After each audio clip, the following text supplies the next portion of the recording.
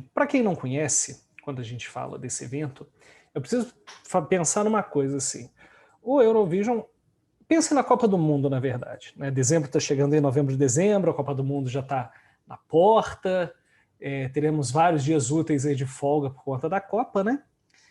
E o Eurovision é uma Copa do Mundo, mas ao invés de jogadores, nós temos músicas nesse evento, né? E eu considero que ele é o evento apolítico mais político do mundo. Né? Ele se reveste de uma aura apolítica, não mexemos com política, a política está fora disso, mas a partir do momento em que você tem países disputando e não artistas e não pessoas físicas, você, é claro, tem todo um movimento político em cima disso. Né? E o que é o Eurovision, para quem não conhece? É o maior concurso musical do planeta e, consequentemente, é o programa de TV mais visto do mundo. Tá? Uma audiência estimada anualmente de 200 milhões de espectadores. Então, eu falo aqui de um número muito grande. Tá? Ele foi criado no pós-guerra, tá? Pela União Europeia de Radiodifusão, como uma forma de unir a Europa por meio da TV após a Segunda Guerra Mundial. E, historicamente, ele revela expoentes da música internacional, como o ABBA, por exemplo, né? O Julio Iglesias, que após abandonar a carreira de goleiro no Real Madrid, ele foi para a música e representou a Espanha no Eurovision. A atriz australiana Olivia Newton-John, Celine Dion, Duncan Lawrence, Maneskin. Né? Então a gente está falando de um grupo relevante aí no meio. Esse ano, em fevereiro, salvo engano, quando o processo da guerra na Ucrânia começou,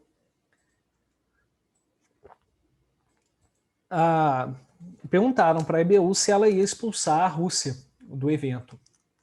E a EBU me solta uma nota dizendo que o Eurovision é um evento cultural apolítico. E isso claramente é uma mentira. Né? E essa fala minha com vocês é para realmente desmistificar isso e mostrar que a gente pode usar entretenimento como arma política, sim, principalmente dentro do arcabouço internacional, tá? Dentro do nosso ambiente internacional. Primeiro, por que é mentira essa história de que é um evento apolítico?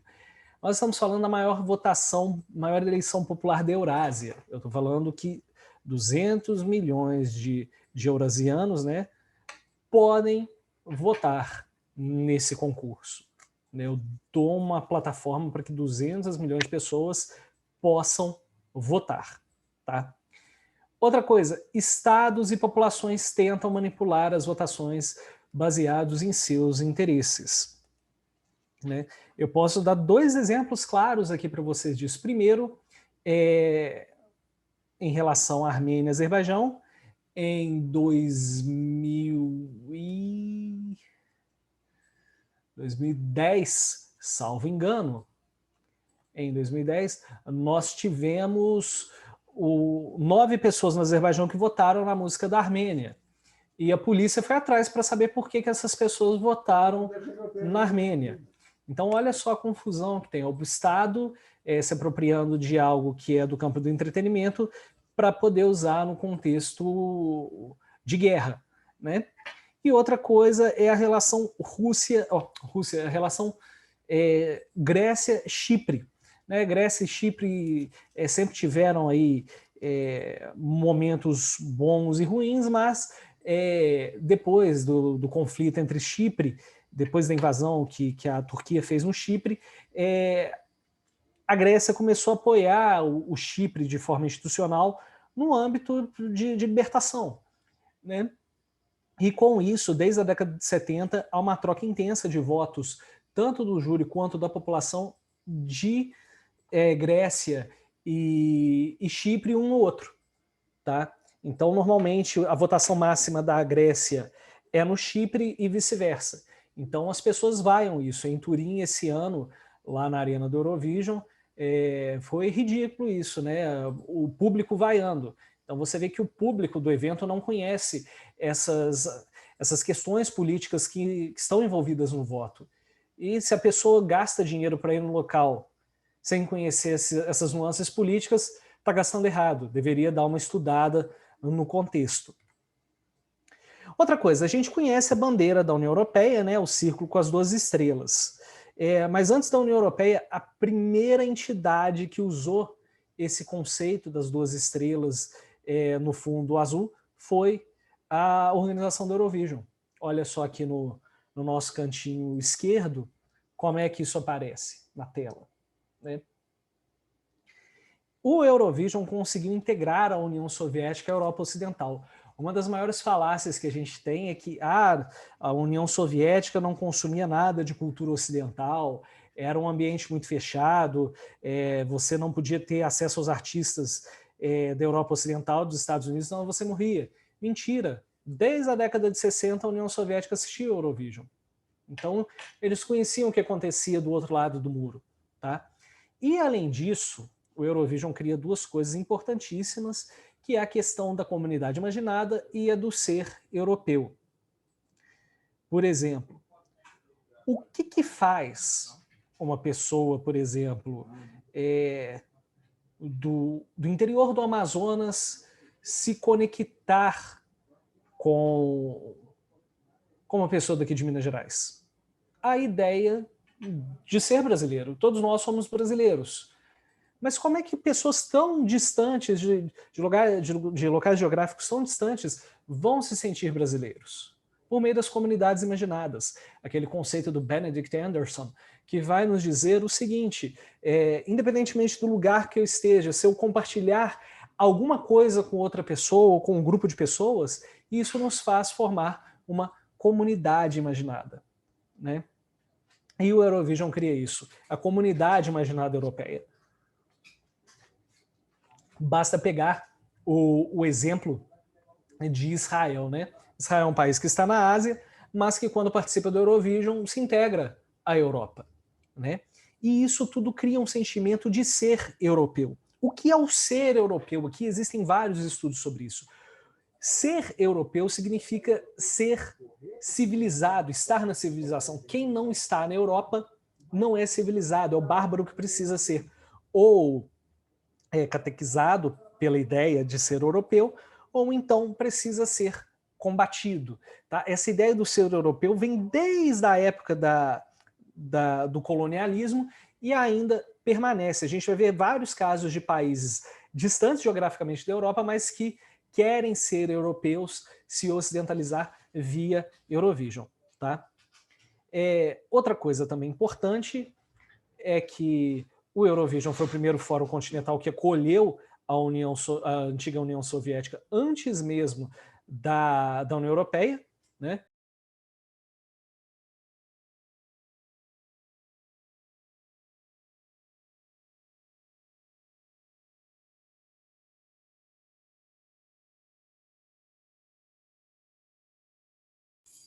Eu vi aqui que pingou uma janela de chat aqui, parou tudo, mas depois eu respondo a pergunta da Paola, tá? E o que a Eurovision fez? Assim que o Muro de Berlim caiu e a União Soviética foi dissolvida, o primeiro lugar que esses países procuraram para se integrar à Europa não foi a União Soviética, não foi a OTAN, foi a EBU para participar do Eurovision, porque eles sabiam que ao entrar no Eurovision, eles automaticamente se integrariam à Europa Ocidental, à Europa Continental. E até porque era algo conhecido, aqueles países já assistiam antes do Eurovision, e os ditadores amam o Eurovision. Tá? Este aqui na foto é o nosso amigo Ilham Aliyev, né, o ditador do Azerbaijão há mais de 20 anos. Né? A família Aliyev controla o Azerbaijão há mais de 3 décadas, né? Desde a época da União Soviética, a família Aliyev já comanda o Azerbaijão, e é um cara que ama o Eurovision. Tudo que está por trás aqui dele foi construído para receber o evento em 2012. Foi um custo aí de $1 bilhão, muitas vidas sacrificadas, enfim, mais para frente a gente vai falar isso, mas o Eurovision dá um verniz de credibilidade às ditaduras. E os países que participam sabem disso, e as ditaduras são loucas para participar. Pois bem, vamos prosseguir aqui. Bom, em 1979, um jornalista na Bélgica disse o seguinte, se o Eurovision não lida com a política, se ele não se considera como parte da política, a política lida com isso, né? A política vai politizar o Eurovision. Tanto que aqui no fundo nós temos, na final do Eurovision de 2019, que foi em Tel Aviv, em Israel, a banda da Islândia Hatari com um cachecol com a bandeira palestina.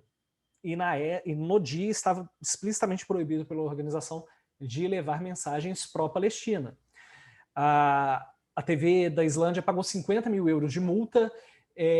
No dia 11, nós discutimos isso com o diretor da TV da Islândia lá no nosso congresso da Eurovisiologia, e ele falou o seguinte: foi algo que nós não esperávamos, eles tinham sido orientados a não fazer nada e fizeram por conta própria, né? A Islândia, a TV islandesa, não participaram em nenhum momento desse movimento, mas eles fizeram por conta própria, tá? Então, se a política está tão envolvida no Eurovision, vamos ver aqui alguns fatos que corroboram essa questão. Primeiro, Plano Marshall de reconstrução da Europa pós-Segunda Guerra, né? A primeira coisa que é o seguinte: a EBU ela é formada por televisões públicas, né? Televisão pública é algo que a gente não está muito acostumado no Brasil, mas o conceito é muito simples. É uma TV independente do Estado, mas que o Estado financia. Né? Ao invés de ter propaganda, igual a gente tem, por exemplo, está lá no horário de Pantanal, quem paga é a Cherry, quem financia essa televisão é o Estado. Tá? O Estado tem um orçamento lá definido, o orçamento da União, e quando chega lá na hora de definir, o Estado tem que mandar uma porção desse orçamento para manter a televisão e o rádio público, tá? Para não ter interferência de patrocínio dentro desses veículos de comunicação. Quando os Estados Unidos viram, na época do Plano Marshall, que todos os estados e os veículos de comunicação estavam se reorganizando dentro da EBU, os Estados Unidos falaram: nós vamos participar dessa história como membros observadores, e vocês vão ser dependentes tecnológicos da gente. E os Estados Unidos fizeram isso muito bem, tanto que até hoje várias tecnologias que a EBU usa são desenvolvidas em conjunto com empresas dos Estados Unidos, né? E essa ideia do Plano Marshall veio em consonância com reflexo na música. Tá? Se eu estou falando para vocês que o Eurovision é um evento musical, então tem que ter músicas nele, logicamente. Né? E várias músicas refletiam esse momento de crescimento, de novas oportunidades, né, de um comércio voltando, né, desse retorno à vida mais normal. American Way of Life, em várias músicas na década de 50 e 60, aparecem no Eurovision. Então é muito interessante ver como os Estados Unidos dominaram isso. E a França reagiu. Né? A França até hoje não aceita perder esse título de centro cultural do mundo para os Estados Unidos, então eles deixaram muito claro para a EBU que o evento teria que ser feito em francês, né? Teria que ser francófono, porque estava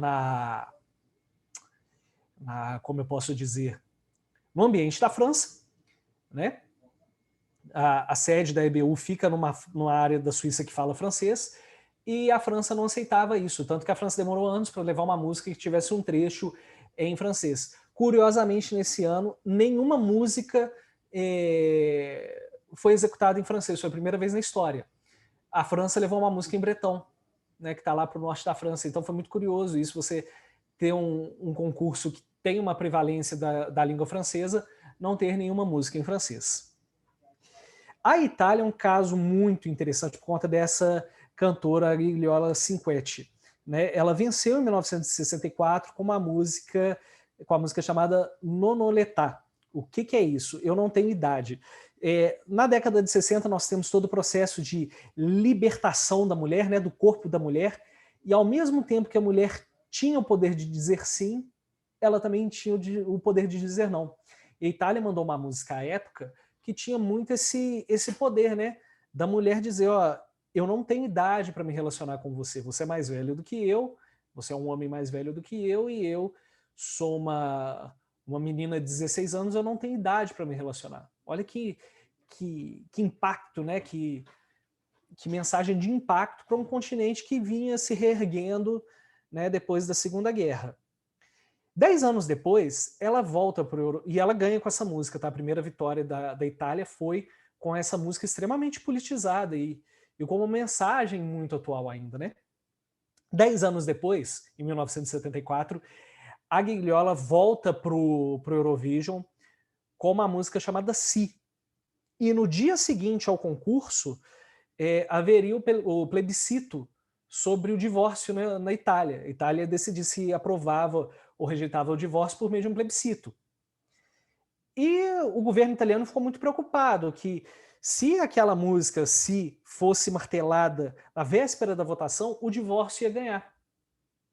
O divórcio ganhou, mas eles acharam que se o Eurovision fosse transmitido no dia do plebiscito, haveria uma votação em massa pelo divórcio, né? O que a Itália fez? Ela proibiu a transmissão do Eurovision no sábado e passou para depois da votação, domingo à noite depois da votação. Resultado, a Itália não ficou sabendo que a Gigliola chegou em segundo lugar no Eurovision e que uma tal de banda ABBA tinha vencido o concurso. O resto da história eu nem preciso dizer para vocês que o ABBA virou um fenômeno e a Gigliola se apresentou agora na final do Eurovision desse ano com a música que ela ganhou em 64. Mas vejam só o poder discursivo que a Itália traz nas suas músicas, né? Portugal. Alguém aqui estuda Revolução dos Cravos?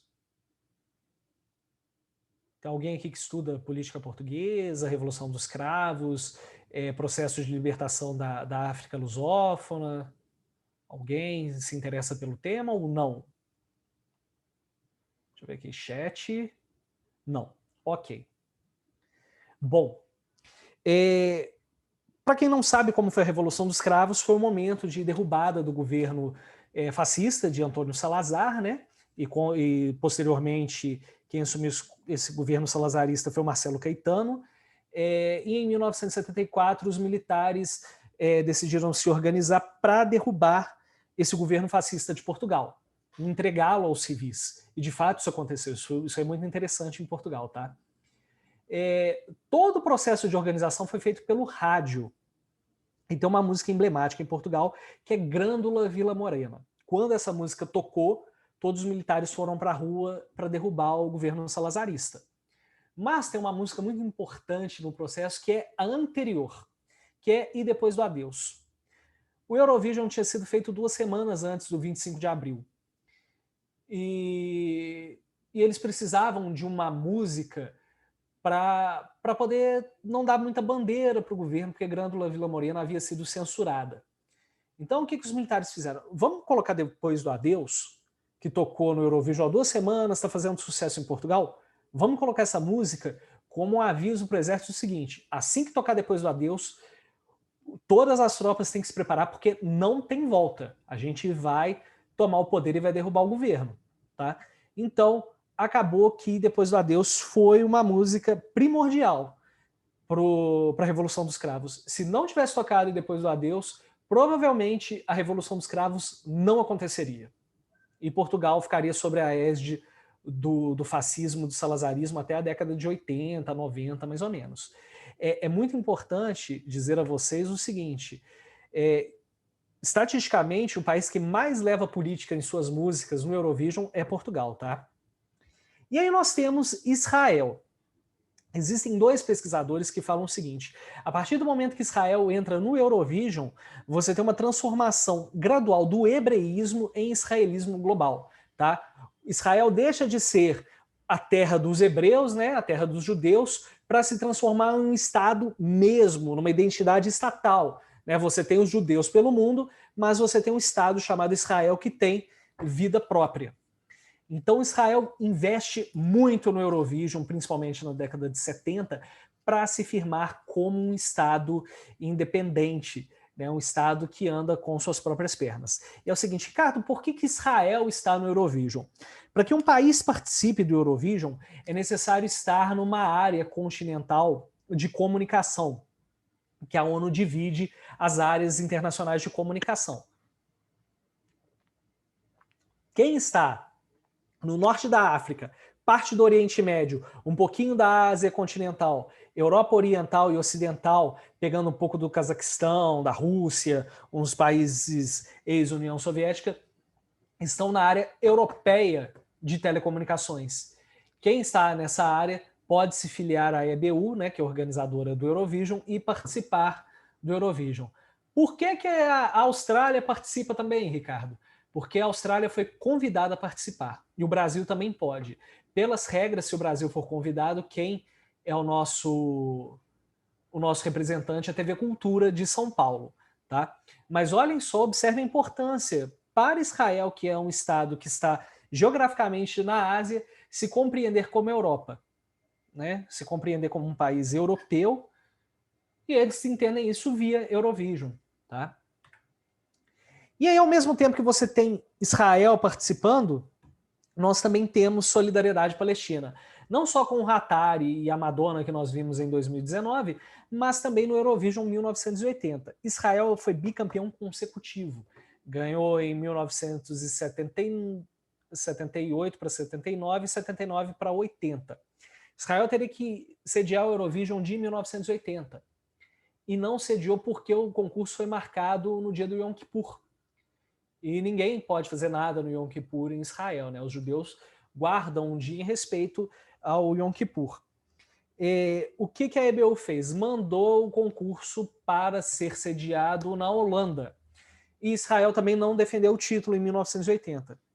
Com isso, Marrocos decidiu participar. Marrocos participou do Eurovision. A única participação de Marrocos no Eurovision foi em 1980, porque Israel não participou. E a Turquia até então não tinha participado das edições que Israel sediou. E em 1980 volta por uma pressão política para fazer essa solidariedade palestina. Qual é o acordo dos países dos países árabes e dos países muçulmanos que estão na área do Eurovision? A gente só participa quando Israel não participa. A Turquia, logicamente, abandonou isso no ano seguinte, né? Mas tem isso. Se Israel participar, a gente não participa. Se Israel não participar, a gente participa. A Tunísia tentou participar do Eurovision em 2005, mas o país tem uma lei que não pode ter nenhum conteúdo feito em Israel na televisão. Então a música israelense não pode ser difundida na televisão. Então a Tunísia nunca pôde participar do Eurovision. Tá? Guerra das Malvinas também esteve no Eurovision. E curiosamente, numa guerra entre Espanha e Reino Unido. Né, na época, até hoje, né, Espanha e Reino Unido se estranham pelo Estreito de Gibraltar e outras regiões territoriais, né, mas em 1982, no auge da Guerra das Malvinas, a Espanha decide levar um tango para representar o país no Eurovision. Com uma clara, tá, isso foi dito à época pela televisão espanhola, pelo governo espanhol, era uma represália ao Reino Unido. Tá? E o Reino Unido disse que, por questões políticas, daria 0 à Espanha naquele ano. Vocês podem procurar o vídeo, a música chama El, tá? Ele em espanhol, e aqui tem dançarinos de tango, se vocês virem aqui no cantinho direito da tela, né? Tá um pouco em blur aqui, né? Por conta da qualidade da imagem, mas é um tango, são 3 minutos de tango no palco do Eurovision como uma resposta espanhola à Guerra das Malvinas e também como uma resposta política da Espanha ao Reino Unido, né, como uma represália a todo o contexto territorial que envolve Espanha e Reino Unido. Como eu falei com vocês lá no início, a União Soviética assistia ao Eurovision. E a Iugoslávia participou do Eurovision durante décadas. Tá? Tanto que o processo de integração europeia, processo de integração à Europa da Iugoslávia foi muito mais facilitado do que dos outros países, porque a Iugoslávia já estava envolvida aqui no Eurovision. Tanto que em 1989 a Iugoslávia ganhou, sediou em 1991, e em 1992, na última participação da Iugoslávia, eles levaram uma música chamada Brasil. Olha só que curioso, né? Em 1992 a Iugoslávia leva o Brasil e aí termina a participação da Iugoslávia no Eurovision. E por que isso? O general Tito, quando começa o processo de produção mesmo de uma identidade iugoslava, ele fala o seguinte: eu não posso deixar a cultura do meu país toda por conta da União Soviética. Eu tenho que ter uma independência cultural para gerar uma identidade nacional. E aí ele vê no Eurovision essa forma de identidade cultural bem independente da União Soviética. Então, o general Tito era também mais um ditador entusiasta do Eurovision. Tá? Só que ao mesmo tempo que você tem essa integração nacional, você tem também a Guerra da Bósnia. Tá? Todos os países da ex-Yugoslávia participaram do Eurovision, tá? Assim que houve a dissolução, eles participaram do Eurovision. Tá? E eles participaram também dentro desse contexto de guerra da Bósnia. Tá? E tanto que em 1999, quando a OTAN começou a bombardear a Bósnia e Herzegovina, todos os artistas se juntaram no palco na final em Israel, tá? Em 1999, para fazer um pedido de paz e que a OTAN parasse de bombardear a Bósnia e Herzegovina. Esse ano nós tivemos um movimento no início do Eurovision, tá? Na final, que eles fizeram Give Peace a Chance, né? Fizeram um cover do Give Peace a Chance do John Lennon, mas que não teve a mesma força que em 1999. E esses países envolvidos na guerra foram banidos até 2004 do Eurovision, tá? Quando vieram as sanções internacionais, a EBU seguiu todas as sanções e baniu esses países, e logo em seguida, assim que caiu essas sanções, os países retornaram ao Eurovision, tá?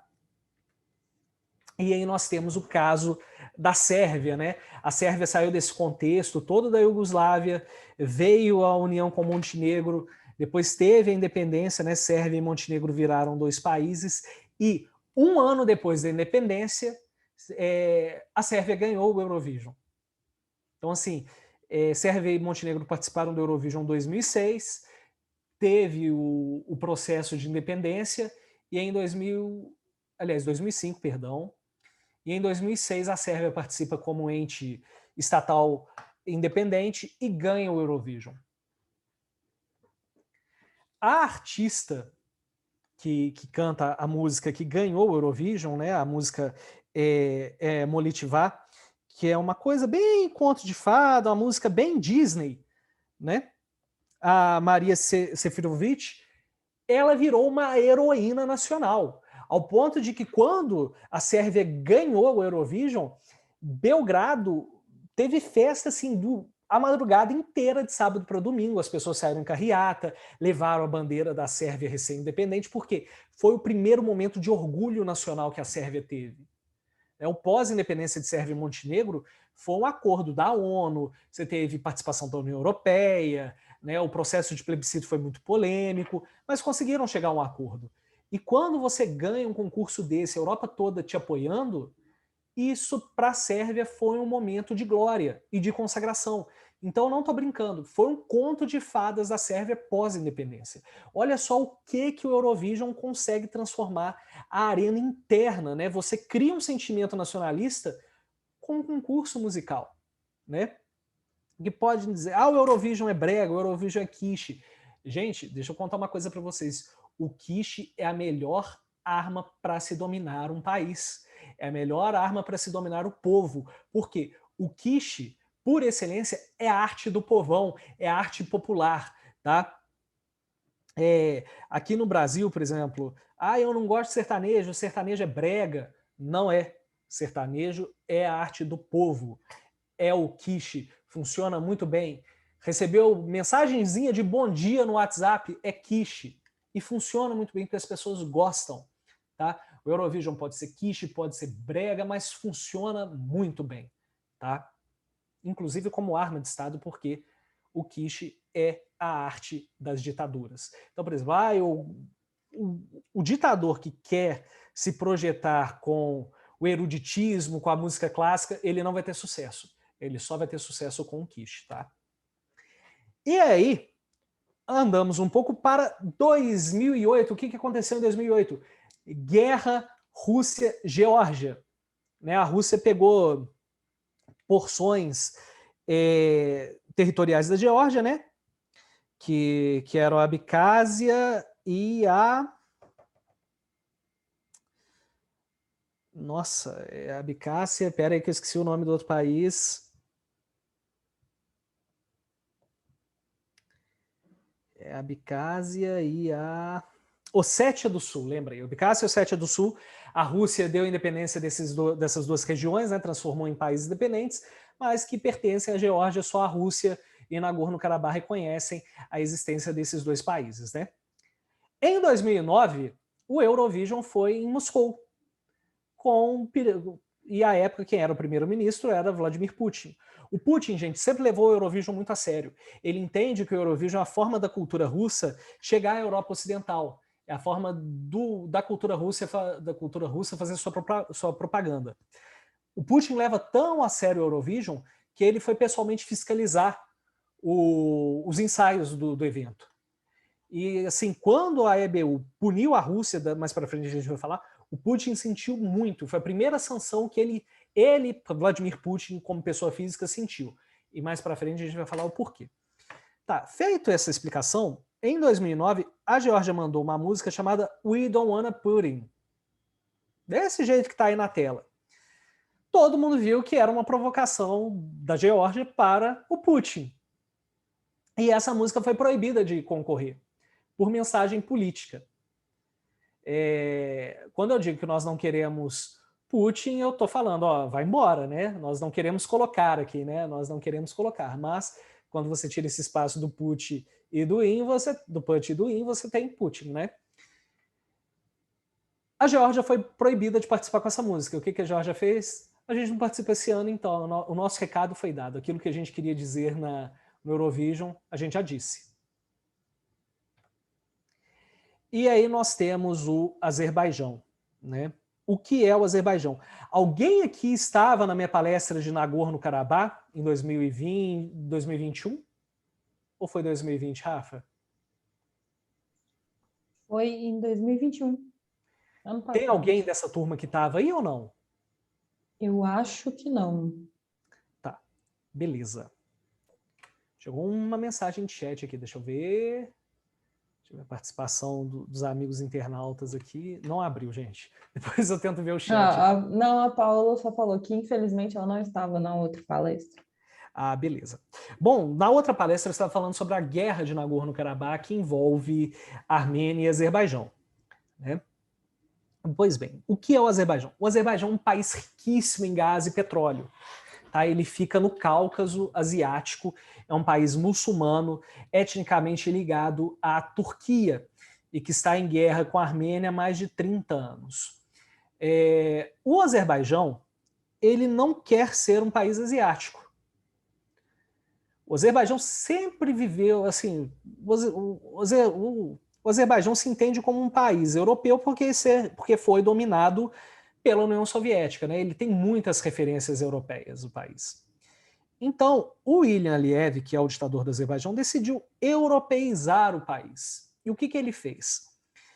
Em 2007, ele decidiu destruir a capital, Baku, toda, e construir prédios modernos, criar estruturas bem europeizadas, transformar o centro da cidade como se fosse a Champs-Élysées, em Paris.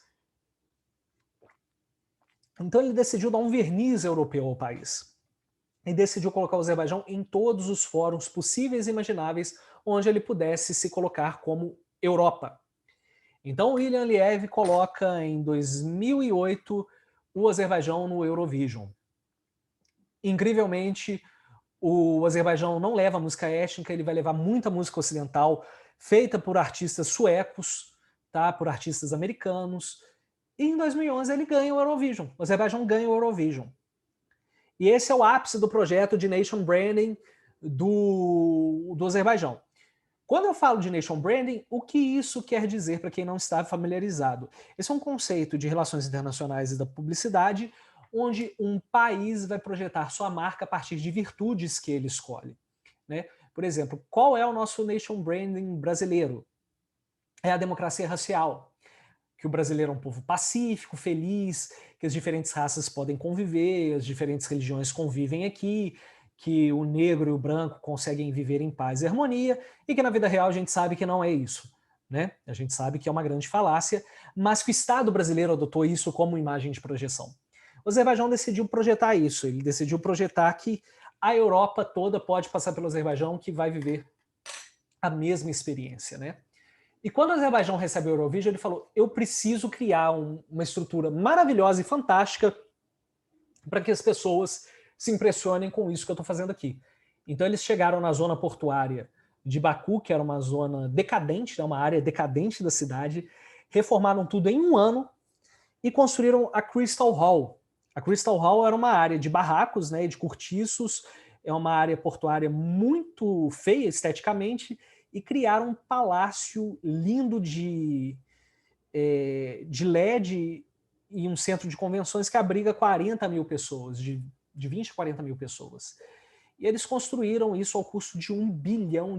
Eles fizeram o Eurovision a $1 bilhão. É o evento mais caro da história, tá? O Eurovision mais caro já feito. Quais foram os ganhos que o país teve? Primeiro, projeção de imagem internacional positiva, né? Hoje o Azerbaijão tenta fazer muito isso, ele compra, ele faz um processo de relações públicas muito forte nos Estados Unidos para contrapor a diáspora armênia, que é fortíssima institucionalmente nos Estados Unidos. Sediou os Jogos Pan-Europeus, a primeira vez na história que teve os Jogos Pan-Europeus na Europa, igual a gente tem o Pan-Americano aqui. O Azerbaijão fez em Baku em 2015 e sediou o Grande Prêmio da Europa de Fórmula 1. Então, tudo aquilo que o Azerbaijão pode se projetar como Europa, o Azerbaijão faz por meio da cultura. Ele usa o soft power de uma maneira única, que ninguém no Eurovision já usou. O Azerbaijão modernizou isso de uma forma incrível, tá? Só que da mesma forma como a gente tem o Azerbaijão envolvido, a Armênia também traz muito isso. E traz o genocídio armênio sempre que pode. Traz a questão da diáspora armênia sempre que pode. Ao longo, todas as apresentações da Armênia no Eurovision, tirando a apresentação deste ano, trouxeram a cor roxa no palco. O que o roxo representa? Representa a cor nacional. Né? O roxo representa a flor Não Me Esqueças, que é a flor nacional da Armênia, e ela é roxa. Então, a todo momento, a Armênia projeta esse roxo para dizer o seguinte para a diáspora: alô, diáspora armênia, nós estamos aqui, hein? Vota na gente. E funciona muito bem. Em 2014, na verdade, isso foi 2015, né? Com o centenário do genocídio armênio, a Armênia levou uma música chamada Face the Shadow, né? Em frente à sombra, que estava num momento de campanha muito forte na Europa pelo reconhecimento do genocídio armênio como genocídio, né? E o que foi o genocídio armênio, para quem não sabe? Foi um genocídio perpetrado pelo então Império Otomano, né, atual Turquia, onde mais de 1,5 milhão de armênios foram executados, né? E aqueles que sobreviveram fugiram para outros lugares. Então a comunidade armênia no Brasil é muito grande, tá? A Europa começou esse processo de revisão histórica e de reconhecimento do genocídio armênio, e a Armênia aproveitou para levar isso para o Eurovision, essa discussão para o Eurovision, né? Inicialmente a música se chamaria Don't Deny, a EBU falou, não pode, porque é movimento político, o Azerbaijão protestou, muda o nome da música, eles mudaram. O que o Azerbaijão fez em guerra com a Armênia? Ele não passou essa música armênia, ficou 3 minutos o canal fora do ar, e magicamente, a hora que acabou, a transmissão do Eurovision voltou. O Azerbaijão quase foi expulso do Eurovision, mas exibiu aí, pagou uma multa e continua até hoje no concurso. E quando eu falo de Armênia e Azerbaijão, eu falo obrigatoriamente de Guerra de Nagorno-Karabakh. A Guerra de Nagorno-Karabakh foram 2 guerras, né? Uma de 1989 a 1994 com a vitória da Armênia, e outra agora de setembro a novembro de 2020 com vitória do Azerbaijão. E agora a gente encaminha para um processo pleno de paz, onde a Armênia reconhece a vitória do Azerbaijão, abre mão do território de Nagorno-Karabakh e deixa a população à míngua. A gente não sabe o que vai acontecer com essa população, né? Só que a guerra Nagorno-Karabakh está presente no Eurovision desde 2008. Até hoje ela está presente, né? E isso é muito claro para a gente, né? Em várias músicas. Aqui no fundo, isso é 2016, né? Para que vocês entendam, em 2016 nós tivemos o conflito dos 6 dias entre a Armênia e o Azerbaijão, que havia sido o conflito mais forte desde o final da guerra em 1994, e a delegação armênia decidiu levar a bandeira de Nagorno-Karabakh, do estado de Nagorno-Karabakh, para o Eurovision, como uma provocação real ao Azerbaijão. Né? Então, esse conflito aparece muito. Para vocês terem ideia de como esse conflito aparece, a Armênia ganhou o Eurovision Crianças do ano passado, o Junior Eurovision. Né? Crianças, olha só. Quando a Armênia se apresentou, a televisão do Azerbaijão começou a falar em cima. Já que ela não podia cortar a apresentação por conta de 2015, os comentaristas começaram a falar em cima da apresentação. E a Malena, por exemplo, que é a que ganhou o Eurovision, ela foi ameaçada de morte. É uma menina de 14 anos que foi ameaçada de morte por representar um país. Olha só que loucura que é essa coisa da guerra entre Armênia e Azerbaijão. Né? E para vocês terem ideia de como isso é levado a ferro e fogo, o Irã apoia a Armênia na guerra. Né? E o Irã, quando o Azerbaijão sediou o Eurovision, o Ayatollah Khomeini foi para o parlamento e falou o seguinte, ó, se o Azerbaijão não parar com essa história de Eurovision, a gente vai bombardear o evento. A gente vai mandar alguém soltar uma bomba lá dentro, porque o país está ficando muito ocidentalizado e isso não pode. Tá? Então a gente tem essa guerra aí de Nagorno-Karabakh dentro do Eurovision, que ela é muito séria, muito forte. Eu vou tentar ir a Yerevan esse ano no Eurovision lá na Armênia, para ver como vai ser esse processo, né? Que vai ser o primeiro Eurovision pós-guerra, e eu quero ver como vai ser a reação das pessoas. Eu realmente quero fazer um planejamento para ir à Armênia e participar do evento. Vocês lembram que eu falei com vocês a ideia do ser europeu? Quem está muito nesse sentido é o Cazaquistão. O Cazaquistão está tentando se europeizar, se ocidentalizar, né? A nova ditadura do Cazaquistão começou a trocar o alfabeto, né? Passou do alfabeto cirílico para um alfabeto romano, né? O nosso alfabeto ocidental, né? Criou uma nova língua e começou a participar do Eurovision, porque o Cazaquistão entende que participando do Eurovision ele começa a se europeizar e se transformar em uma nação ocidental e europeia. Tanto que em 2019 o Cazaquistão, na sua primeira participação, foi vice-campeão do Eurovision com uma música sensacional, muito boa. Tá? Lá no início eu disse para vocês que ditadores amam de paixão o Eurovision. Tá? Não é mentira. Eles amam o Eurovision e o Lukashenko não é diferente. O Alexander Lukashenko ama Eurovision. Ama a tal ponto que ele sempre foi um apoiador das campanhas e pede para que os bielorrussos fora da Bielorrússia votem no país. Tá? Em 2001 nós tivemos grandes protestos na Bielorrússia contra o governo Lukashenko, né? E uma música, a música que a Bielorrússia mandou para o Eurovision de 2001 era Fique na Linha. A tradução é essa, fique na linha, porque se você não ficar, coisas ruins vão acontecer com você. Houve um protesto continental para a Bielorrússia mudar a letra ou ser expulsa do concurso. A Bielorrússia falou, tá, a gente muda a letra. E mandaram uma coisa pior. Essa segunda música nem foi divulgada, para vocês terem ideia. Que era uma mensagem política muito mais clara. O que a BU fez? Tirou a Bielorrússia do concurso. Tanto que o Lukashenko foi à televisão e falou, a gente não precisa de Eurovision, não. A gente viu que a Europa nos teme e a gente não precisa de Eurovision para caminhar. Eles que vão perder sem a gente. E aí a gente chega à guerra Rússia-Ucrânia, que começou lá em 2014, com a invasão da Crimeia, e até quando acabar a gente não sabe. Né? Vamos começar em 2016, quando Jamala ganha com a música 1944, que conta a história do genocídio do povo tartar lá na Crimeia. Né? Na Segunda Guerra Mundial, teve esse genocídio lá do povo tartar. É uma música politicamente muito forte, né? Uma música que vai aí em choque com a guerra da Ucrânia, né? com a guerra da Crimeia, perdão, com a ocupação russa na Crimeia.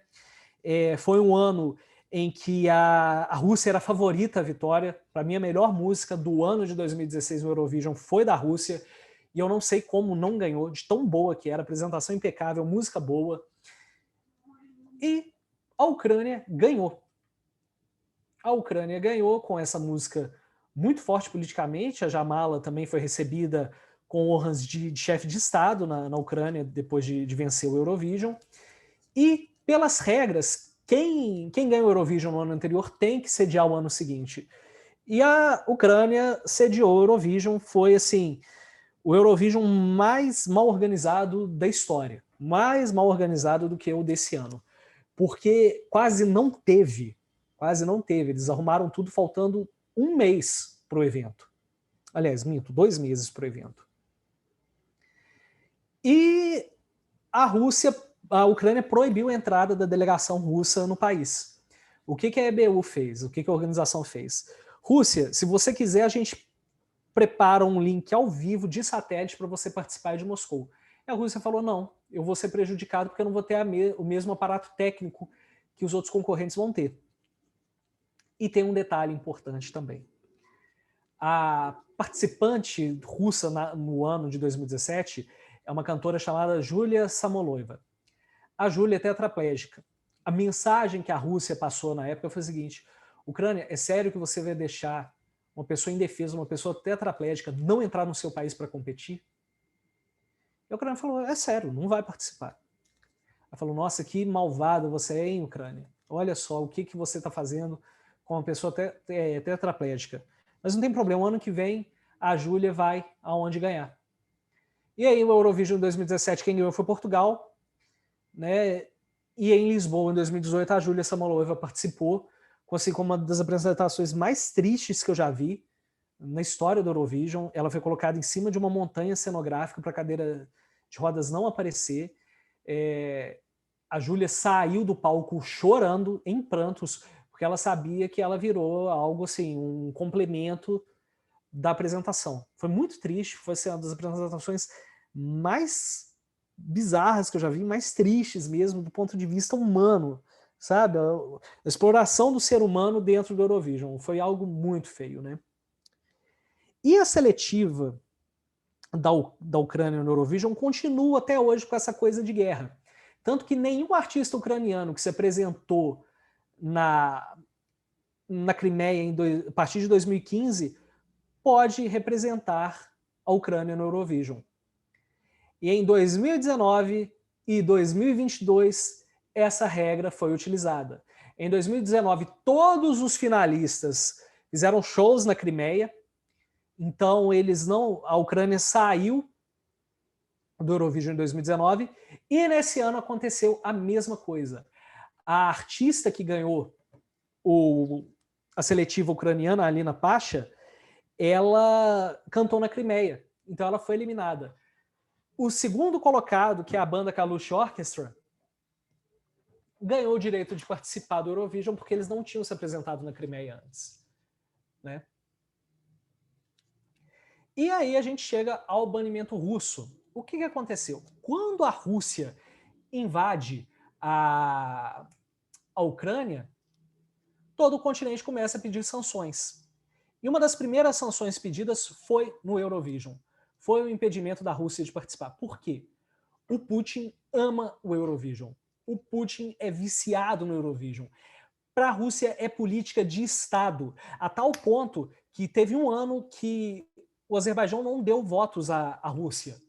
Sergei Lavrov ligou pessoalmente para o seu homólogo azer e perguntou: por que o Azerbaijão não votou na Rússia esse ano? O que aconteceu? Faz uma investigação de Estado para a gente descobrir. Olha só como que a Rússia leva o Eurovision a sério, como que o governo Putin leva o Eurovision a sério. É arma de Estado, é arma de barganha do Estado. Se eu chegar para o meu parceiro, que é mais fraco, e falar: você não votou em mim por quê? Você tem a obrigação moral de votar. Eu uso isso como barganha. E a Europa sabe disso. Tanto que, inicialmente, a EBU falou: não vai ter punição, não vai ser banido, Rússia e Ucrânia vão participar do evento.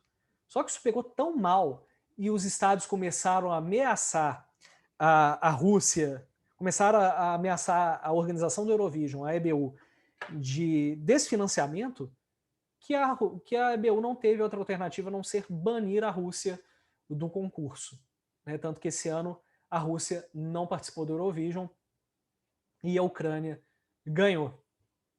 E é na vitória da Ucrânia que a gente encerra nosso papo. Por quê? A partir de 2023, qual é o futuro da arena política no Eurovision? Bom, o que a gente tem visto ao longo dos últimos anos é o uso estatal do Eurovision, e não só esse uso estatal, mas também a projeção do nacionalismo. Em uma Europa onde o nacionalismo fica cada vez mais forte, mais evidente, canções com essa projeção de nacionalismo virão à tona, tá? E a gente vai começar a ver isso a partir desse ano, por quê? Como eu disse para vocês, quem ganha no último ano faz o evento no ano seguinte. A Ucrânia ganhou e a Ucrânia tem que fazer o evento. A Ucrânia tem condições hoje de organizar um evento continental com um mês de antecedência? Não tem. É humanamente impossível. Então a diplomacia vai começar a atuar aí para saber aonde será feito o Eurovision do ano seguinte, o Eurovision 2023. Quem está na frente das apostas? Polônia, por conta da proximidade territorial, e Reino Unido, que não recebe o Eurovision desde 1998. Então, a questão de amizade entre Boris Johnson e Volodymyr Zelensky, ela vem muito à tona agora. Né, tal ponto que Londres já começou a se preparar estruturalmente para receber o Eurovision do ano que vem. Mas o que a gente pode preparar é o seguinte: muita política. O ano que vem, então, vai ser uma arena política muito grande, porque quem sediar o Eurovision no ano que vem vai sediar o evento que não aconteceu por conta de uma guerra. Olha o discurso como é que é forte. Olha só como que a questão discursiva, diplomática e política entra nessa arena. Aqui tem o Putin. Como eu disse para vocês, a foto ia aparecer, o Putin indo vistoriar o Eurovision de 2009 como primeiro-ministro, curiosamente na apresentação do Azerbaijão. Então, gente, para quem gosta de pensar entretenimento, mídia, o próprio Eurovision como uma área de estudo em RI, como você pode pensar isso? Primeiro, teorias pós-positivistas. Tá? Análise do discurso, você pode pegar construtivismo, pós-estruturalismo, tudo isso você pode pegar para analisar eventos midiáticos de entretenimento, de esporte, ou próprio Eurovision dentro da arena de relações internacionais. E se eu quiser analisar conflito, ou eu faço isso por meio da securitização ou por meio do realismo ofensivo.